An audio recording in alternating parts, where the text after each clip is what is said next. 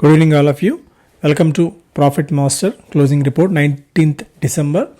So మార్కెట్స్లో ఇవాళ అంతర్జాతీయ మార్కెట్ల నుంచి కొద్దిగా మిశ్రమ నెగిటివ్ సంకేతాలు వచ్చినప్పటికీ మన మార్కెట్స్ మాత్రం మిడ్ సెషన్ తర్వాత మంచి కొనుగోళ్ల మద్దతును తీసుకున్నాయి. దీంతో సెన్సెక్స్ 122 పాయింట్స్ ప్లస్తో 71,437 దగ్గర, అలాగే నిఫ్టీ 35 పాయింట్స్ ప్లస్లో 21,453 దగ్గర క్లోజ్ కావడం మనం చూసాం. సో ఒక మంచి పాజిటివ్ ట్రెండ్ ఇవాళ కూడా మనకి మార్కెట్స్లో అయితే కనిపించింది. స్పెసిఫిక్గా స్టాక్స్ పరంగా ఒకసారి మనం చూసినట్టయితే DCM శ్రీరామ్ ఇవాళ 11% దాకా పెరిగింది, orient electric 8%, century ply 7%, GE shipping 7%, oil India 6% దాకా పెరిగితే నష్టపోయిన వాటిల్లో కేఫిన్ 5% దాకా, ఎందుకంటే జనరల్ అట్లాంటిక్ కొద్దిగా వాటాలు విక్రయించింది, పెద్ద ఎత్తున 10% దాకా, SAIL 4%, Sundaram finance 3.5%, GMR airports 3.5%, Gujarat Ambuja కూడా ఒక 3.5% మేర నష్టపోయాయి. 52 వీక్ హై హిట్ చేసిన వాటిలో Amara Raja, Apollo, BHEL, bank of Baroda, BEML లాంటి స్టాక్స్ అయితే ఉన్నాయి. మేజర్గా ఇవాళ కోల్ ఇండియా కూడా ఒక 5% మేర పెరిగింది. తర్వాత నెస్లే ఇండియా కూడా ఒక 5% దాకా పెరగడం చూసాం. NTPC కూడా ఒక 2.5% మేర పెరిగింది. ఇంకా మిగిలిన అంశాలు ఒకసారి చూస్తే investors dumped cash bought stocks in December. So bank of America అంచనాల ప్రకారం ప్రపంచవ్యాప్తంగా కూడా, అంటే మోస్ట్లీ వరల్డ్ వైడ్ సినారియో ప్రకారం ఒకసారి మనం చూసినట్టయితే క్యాష్లో ఉన్న జనాలు కాస్త మళ్ళీ ఓవరాల్గా ఈక్విటీ మార్కెట్స్లోకి ఎంటర్ కావడం అనేది ఇక్కడ మనం ప్రధానంగా గమనించాల్సిన అంశం.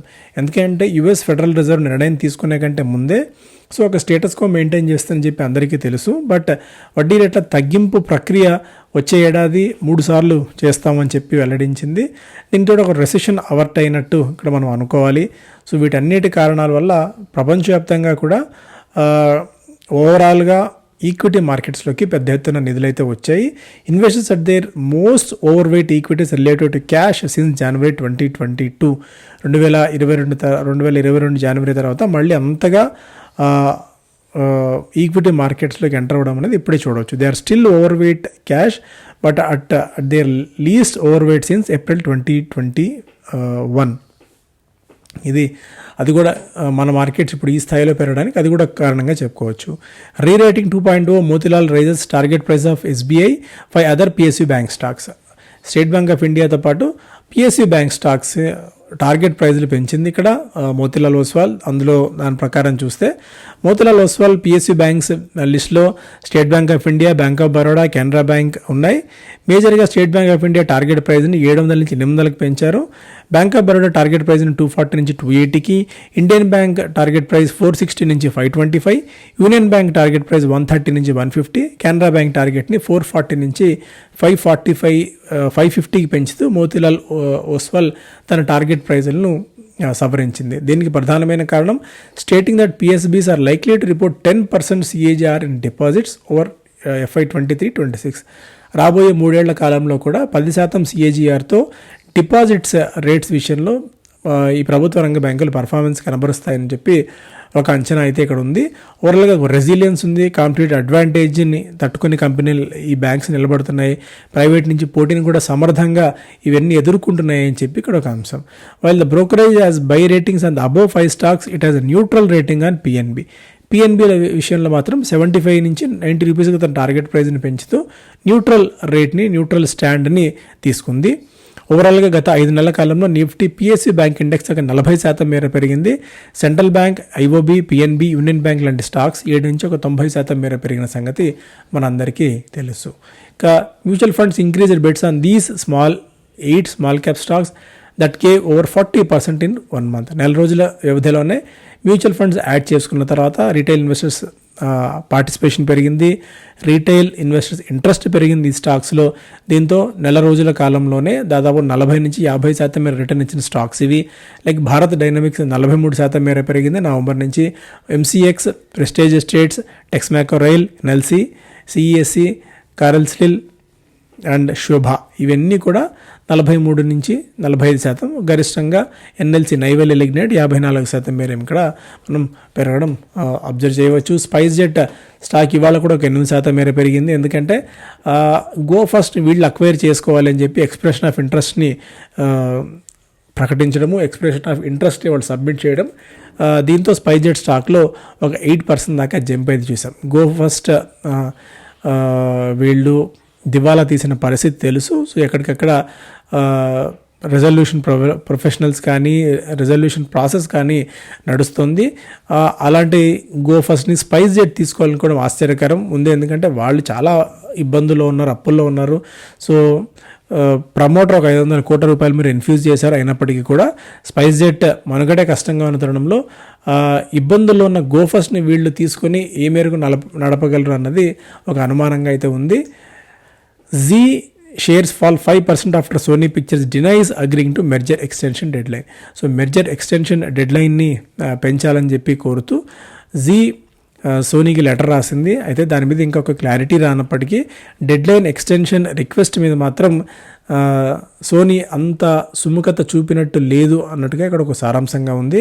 అయితే how the letter plan to complete the remaining critical closing conditions, దానికి తగ్గట్టు సోనీ ఎలాంటి నిర్ణయం తీసుకుంటుంది అన్నది కూడా ఇక్కడ ప్రధానంగా చూడాల్సిన అంశం. ఎందుకంటే they will not be able to meet December 21 deadline. అది సోనీ పిక్చర్స్ అలాగే జీ ఈ రెండు మెర్జర్ కావడానికి December 21వ తారీఖుని వాళ్ళు ఒక ఫైనల్ డెడ్లైన్గా పెట్టుకున్నారు. సో తర్వాత చాలా ఇష్యూస్ అయితే జరిగాయి. ఆ ఇష్యూస్ అన్నీ తట్టుకొని జీ ఇప్పటికిప్పుడు ఈ 2 రోజుల్లోనే ఈ ప్రక్రియ ముగిస్తుందని అయితే అనుకోవట్లేదు. తర్వాత సోనీ తీసుకున్న డెసిషన్ మీద బట్టి ఆధారపడి ఉంటుంది. ఇక 2 స్టాక్స్ రికమెండేషన్ టెక్నికల్గా ఇక్కడ ఇస్తున్నారు. అందులో భాగంగా Asian paints stock 3,330, 3,335 by range పెట్టుకోవచ్చు.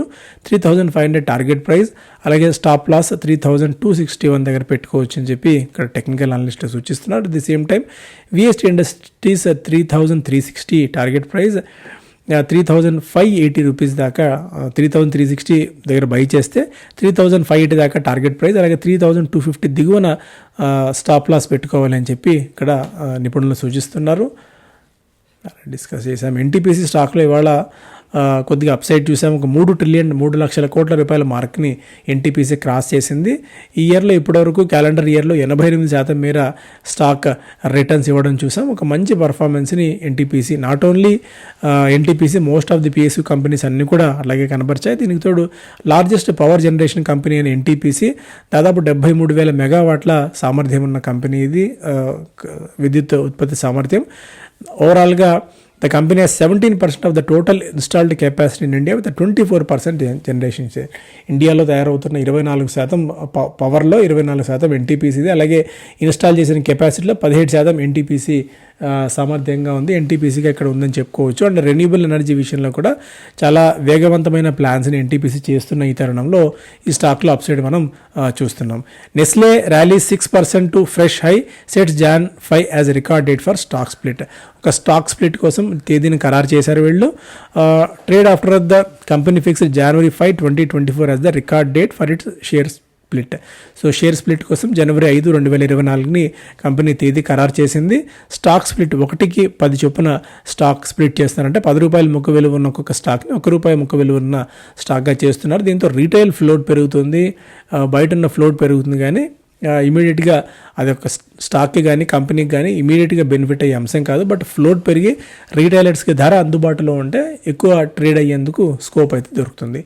ఇండియా గ్లైకోల్స్ ఇవాళ ఒక 11% మేర పెరిగింది. ఎందుకంటే వాళ్ళకి ఓఎంసీస్, రిలయన్స్ లాంటి పెద్ద కంపెనీస్ నుంచి ఎథనాల్ సప్లై కోసం భారీ ఎత్తున ఆర్డర్ అయితే కంపెనీ గెలుచుకుంది. దీంతో ఒక స్టాక్ ఇవాళ 11% పెరిగి ₹780 మార్క్ని క్రాస్ చేసింది. 1,164 కోట్ల రూపాయల ఆర్డర్ని ఈ సంస్థ గెలుచుకుంది. స్టేట్ బ్యాంక్ ఆఫ్ ఇండియా 17% ఒక నెల రోజుల్లోనే పెరిగింది. సో ఇంకా అప్సైడ్ పొటెన్షియల్ ఉంది అని చెప్పి ఇప్పుడే మోతీలాల్ ఓస్వాల్ రిపోర్ట్ అయితే చూసాం. ఈ షేర్ సేల్ ఫ్రెంజీ అంటే ఐపీఓస్ కానీ లేకుంటే ఫాలో ఆన్ పబ్లిక్ ఆఫర్ కానీ గత 30 ఏళ్లలో ఎప్పుడూ లేని విధంగా హాంకాంగ్ని మనం తోసిరాజని, హాంకాంగ్ కంటే అధికంగా ఐపీఓస్, ఎఫ్పీఓస్ సేల్స్ ఇక్కడ మనం చూస్తున్నాం. సో ఈ షేర్ సేల్ ఫ్రెంజీ అనేది 2024లో కూడా కంటిన్యూ అయ్యే అవకాశాలు చాలా స్పష్టంగా అయితే కనిపిస్తున్నాయి. సో ఇవి major updates. Thank you so much.